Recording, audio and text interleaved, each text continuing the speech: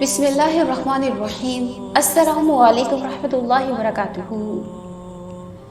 دمشق کے بھرے دربار میں اہل بیت کے ایک مظلوم نے یزید کو مخاطب کرتے ہوئے کہا تھا، اے یزید سن لے، حسین کے خون سے جس سلطنت کی بنیاد کو تو نے بانی دیا ہے، تیری اولاد بھی اس پر نہیں تھوکے گی۔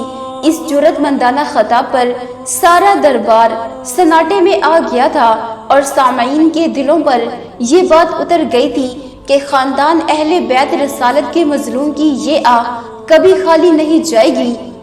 واقعہ کربلا کے کچھ ہی دنوں بعد یزید ایک ہلاکت افری اور انتہائی موذی مرض میں مبتلا ہوا۔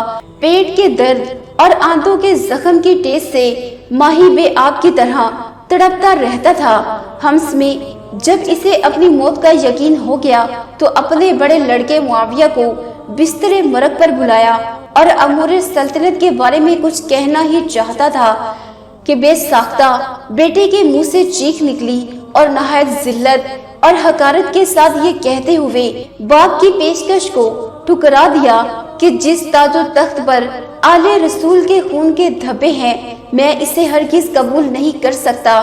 خدا اس منحوس سلطنت کی وراثت سے مجھے محروم رکھے جس کی بنیادیں سبت رسول کے خون پر رکھی گئی ہیں۔ یزید اپنے بیٹے کے منہ سے یہ الفاظ سن کر تڑپ گیا اور شدت رنج و الم سے بستر پر پاؤں پٹکنے لگا۔ موت سے کچھ دن پہلے یزید کی آنتیں سڑ گئی اور اس میں کیڑے پڑ گئے۔ تکلیف کی شدت سے خنزیر کی طرح چیختا تھا۔ پانی کا قطرہ حلق سے نیچے اترنے کے بعد نشتر کی طرح چبھنے لگتا تھا۔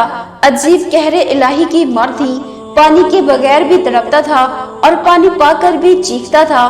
بالآخر اسی درد کی شدت سے تڑپ تڑپ کر اس کی جان نکلی۔ لاش میں ایسی ہولناک بدبو تھی کہ قریب جانا مشکل تھا۔ جیسے ویسے اس کو سپرد خاک کیا گیا۔